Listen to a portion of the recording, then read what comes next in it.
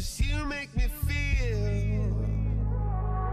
like I'm alive again.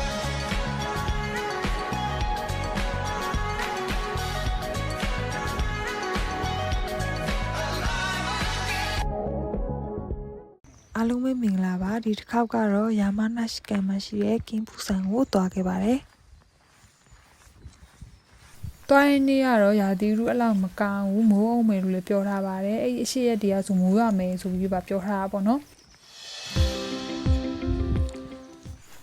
ဒါလေးကတော့တောင်တက်လန်းအစလေးပါ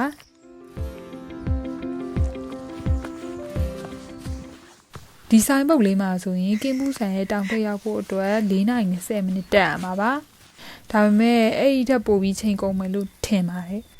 အဲ့ဒီမှာတခေါင်းပေါက်နေလို့ဆိုပြီးလှမ်းရိုက်ထားတာပါ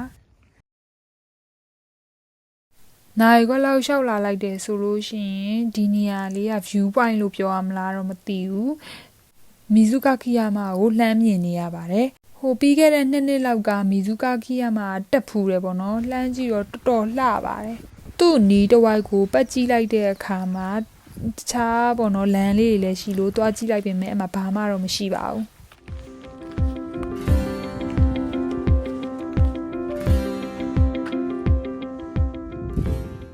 ဒီခင်ဖူးစံတောင်တက်လမ်းလေးကတော်လန်းလေးကိုဖျက်ရတာဖြစ်တဲ့အတွက်တော်တော်လေးအေးချမ်းချမ်းလေးရှိတယ်။နွေရာသီမှာတက်မယ်ဆိုလို့ရှိရင်လည်းပေါ့နော်ရိပ်ရလောက်တယ်လို့ထင်ပါတယ်။ပြီးတော့မမတ်ကြီးတက်ရတဲ့နေရာကြီးလည်းတိတ်မရှိပါဘူး။50တနားရီလောက်ကြာတဲ့အခါမှာဒီရမကွယ်ရောက်ပါတယ်။တော်ကောင်းမဲ့ပုံဒီရာသီဥတုလေးနဲ့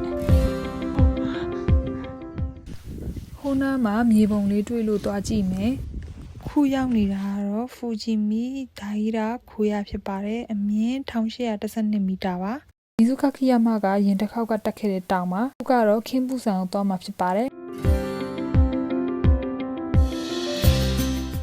တက်နေတဲ့လမ်းမှာကြောက်သားအထက်တွေတွေ့လို့ထူးဆန်းလို့ဆိုပြီးတော့ရိုက်ခဲ့ပါသေးတယ်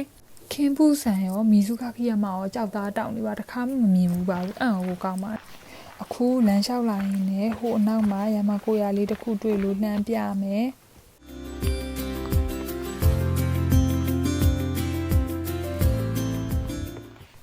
ခုထိကတော့ရာသီဥတုကကောင်းပါတယ်အဲ့နေ့ကမိုးအုံနာမို့လို့ရာသီဥတုအဖြစ်လည်းချမ်းစိမ့်စိမ့်လေးဖြစ်ပါတယ်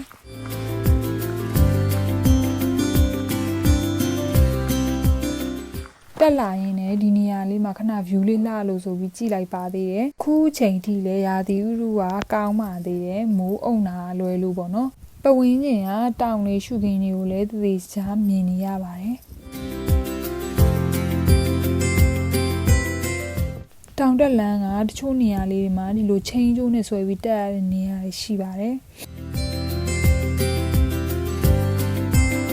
အခုမြင်နေရတော့ဒိုင်းနီချီဝါပါဒီဒိုင်းနီချီဝါတော်တော်ကြီးပါတယ်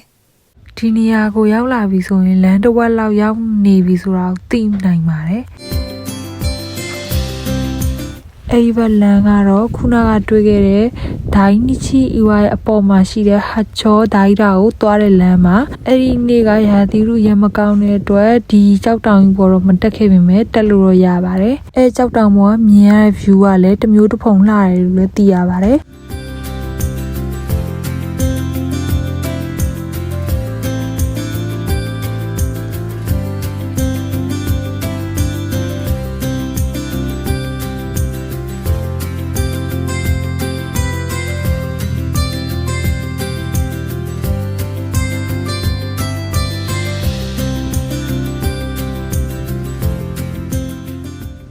ခုဒီတော့ကိုကြည့်မယ်ဆိုရင်စပြီးမြူတွေဆိုင်းလာတာကိုတွေ့ရမှာဖြစ်ပါတယ်ဒီကြောက်ဆောင်ကြားရင်းမှာရှိတဲ့နေမရတဲ့နေရာတွေမှာဆိုရင်နှင်းတွေကြံနေရလဲတွေ့ရအောင်ပါပါဖြည်းဖြည်းအမြင့်ကိုပိုရောက်လာလေမြူတွေပိုပြီးဆိုင်းလာလေပါပဲ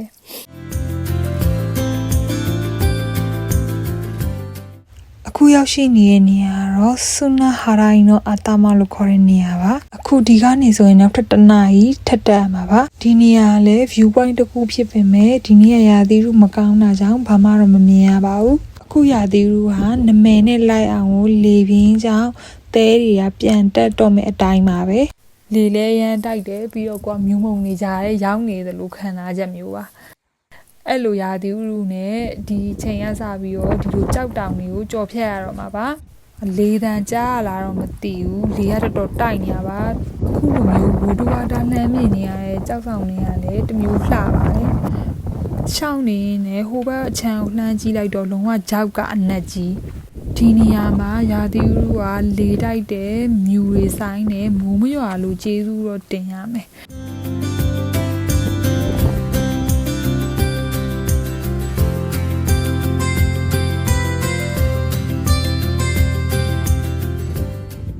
ဘေးနားမှာမြင်ရတဲ့ကြောက်တောင်ကြီးကိုကြည့်ပြီးတော့တကယ်လို့သာနေသားလို့ရှိရင်တော့ပိုလှမယ်ဆိုပြီးတော့ခံစားမိပါတယ်ဒီလမ်းနေရာစပြီးတော့လေကပို့ပြီးကျန်းလာတယ်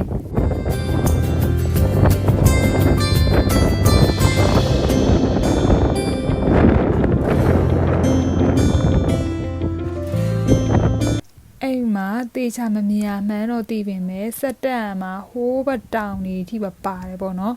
မြူတွေကြားထဲကတောင်တလန်းလေးတစ်ခုပါဒီနေရာမှာတွေးမိရလေးတစ်ခုရှိရယ်ပုံမှန်လေရမ်းမတိုက်ဘူးဆိုရင်လူမြူတွေအဲ့လောက်ရွေ့နေရမမြင်ရဘူးပေါ့နော်အခုကလေတော်တိုက်နေလို့ဒါအခုလိုမြင်ရတာပါအခုလိုမျိုးဘေးပတ်ဝန်းကျင်ကိုဘာမှသေချာမမြင်ရပါပဲတောင်ပေါ်တက်လာတဲ့မြူတွေကိုကြည့်ပြီးတော့လေရာသတစ်မျိုးတစ်ပုံပေးပါတယ်အခုလိုမျိုးလေရတိုက်မြူတွေကဆိုင်းနေရသေးဘူးလို့မှာပဲဒီလိုကြောက်တောင်ကိုထပ်ပြီးကြော်ဖြတ်ရပါမယ်ဒီလန်နေရလေရန်တိုက်နေတော့သတိတစ်ချက်တောင်လို့မရဘူးပေါ့နော်တကယ်လို့ဒါမိုးသာရွာမယ်ဆိုရင်ဒီကြောက်တုံးလန်းနေရချော်နေမလားမသိဘူးဆိုရခံစားချက်မျိုးလည်းရပါတယ်သူ့တောင်ပုံစံကတောင်ပေါ်တက်လိုက်ဆင်းလိုက်တက်လိုက်ဆင်းလိုက်လုံးလုံးလောက်ကိုဖြတ်လာတာမသိဘူးတောင်ထိပ်ရောက်လေပိုတိုက်လေပိုအေးလာလေပါပဲတောင်ထိပ်ပဲချိန်ရောက်မလဲဆိုပြီးတော့ပဲကြည့်ပြီးတော့ပဲဆက်တက်နေရပါတယ်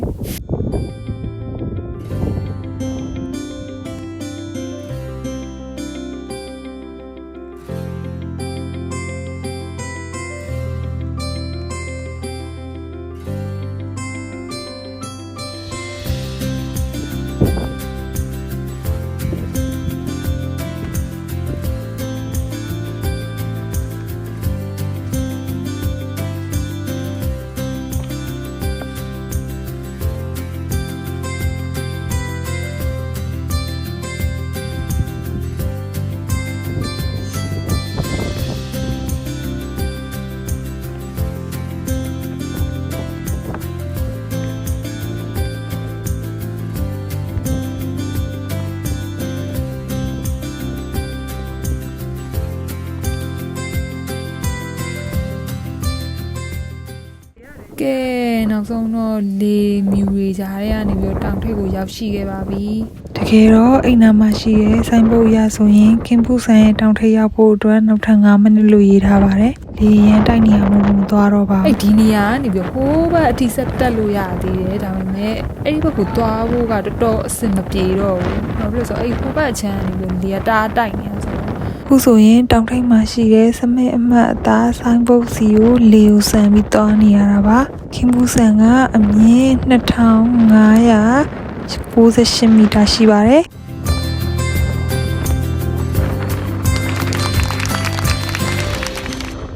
မနှိမ့်လေသာမစားသေးရနဲ့ပဲလေကွဲနေရမှာခဏနှိမ့်လေသာစားပါမယ်ပြီးတော့ပြန်မစင်းခင်မှာနှင်းမိုးတွေရွာလာပါတယ်ဒီတူရီကနောက်မှာမြင်ရတဲ့ကြောက်ဆောင်ကြီးကတော့ဂူကြောဤဝါလို့ခေါ်ပါတယ်အမြင့်15နဲ့20မီတာလောက်ရှိပြီးတော့ဒီကြောက်တုံးကြီးကပင်မနှစ်ကြောင်ရဲ့နေမြေဆိုပြီးတော့လည်းရေးထားတာတွေ့ရပါတယ်တောင်ထိပ်မှာကရာသီဥတုပိုပြီးကျန်းလာတာဖြစ်တဲ့အတွက်အခုဆိုရင်နှင်းတွေပါကျလာပါပြီနှင်းခဲလို့ပုံစံမျိုးတွေပါအခုကတော့ခုနကတက်ခဲ့တဲ့ကြောက်တုံးလန်းမဟုတ်ပဲနဲ့ရမဖို့ရဘက်ကနေပြီးတော့ပတ်ပြီးဆင်းပါပါဒါကတော့အခုတောင်ဆင်းတဲ့အချိန်မှာဖြစ်နေတဲ့ရာသီဥတုလေးပါတကယ်တော့ဒီဘက်လမ်းကနေသိမ့်မကြတဲ့အတွက်အခုဆိုနှင်းတွေအများကြီးကျန်နေပါသေးတယ်အိုက်ဆန်လည်းမပါလာတာဖြစ်တဲ့အတွက်သတိထားပြီးတော့ဆင်းရပါတယ်အခုဆိုရင်တော့ရာသီဥတုလေးကလေရောမြူရောပြင်နှင်းမိုးလေးတွေပါရွာပေးပါတယ် supporters ကတော့အပြည့်ပါပဲဟိုတစ်တော်တယ်ဖြတ်တန်းနေတာမင်းအောင်တူသေးတယ်ခုလိုရာသီဥတုလေးကတစ်တော်ထဲမှာမြူတွေဆိုင်နေတဲ့အတွက်နည်းနည်း mystery ဖြစ်တယ်ဆိုတဲ့ခံစားချက်လေးပေးပါတယ် ဒီရာသီဥလေးကတော့နည်းနည်းလေးသဘောကျမိပါတယ်ကင်းပူဆန်ကအမြင့်2598မီတာရှိတဲ့အတွက်2600ပြည့်ဖို့အတွက်2မီတာပဲလိုရတာပေါ့နော်ကင်းပူဆန်ရဲ့ရှုခင်းက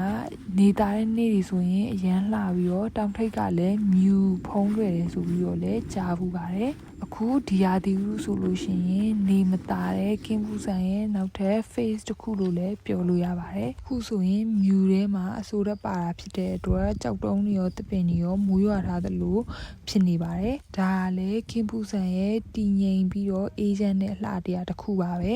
တောင်ထိပ်မှာတွေ့ခဲ့ရတဲ့ကိုကျော်ယူဝါကြောင့်ပြောပြချင်ပါတယ်အဲဒီကြောက်ဆောင်ကြီးကမြေပြင်နဲ့ကောင်းကင်ကိုချိတ်ဆက်ပေးတာဆိုပြီးတော့လည်းအယူအဆတွေရှိခဲ့ကြပါတယ်။ဘာသာရေးနဲ့သက်ဆိုင်တဲ့နေရာတစ်ခုဖြစ်တာကြောင့်မို့လို့မတက်ဖို့လည်းရေးထားတာကိုတွေ့ခဲ့ရပါတယ်။တကယ်ပဲအောက်ကိုကောင်းလာအောင်လို့အောက်ရောက်လာလေးရာသီဥတုကတဖြည်းဖြည်းပြန်ကြည်လာလေးပါပဲတကယ်တမ်း weather focus အရာဆိုလို့ရှိရင်ညနေ6နာရီကျရင်မိုးရမှာမို့လို့မိုးမမိအောင်လို့ပေါ့နော်အမြန်ဆင်းရမှာပါခုချိန်ကတော့9နာရီကျော်လောက်တော့ရှိမယ်လို့ထင်တယ်အတက်တုံးကတွေ့ခဲ့တဲ့မီဇူကာခီယာမှာလည်းအခုမြူတွေကြားထဲမှာရောက်သွားပြီပေါ့နော်ရန်ပြန်တွေးကြည့်မယ်ဆိုလို့ရှိရင်ခုနအခြေအနေကလည်းကိုရီးယားအဲ့ဒီမြူတွေကြားထဲမှာရှိနေခဲ့တာပါအခုဒီနေရာလေးရောက်လာပြီဆိုလို့ရှိရင်နောက်ထပ်30မိနစ်ပဲဆင်းရတော့မှာပါပြန်လမ်းမှာတော့လုံးဝတစ်စက်မှမနာပဲနဲ့ပေါ့နော်ကြိုးစားပြီးဆင်းလာခဲ့ကြပါတယ်ဒီလေ6နာရီထိုးပါတော့မယ်ပြန်ဆင်းရင်ညမောင်မှာဆိုလို့ဆိုပြီးတော့မီးတွေပါရောပါပဲနဲ့မမောင်တာပဲကောင်းပါတယ်ကဲတောင်တက်လန်းစာလေးစီရောက်ရှိလာခဲ့ပါပြီ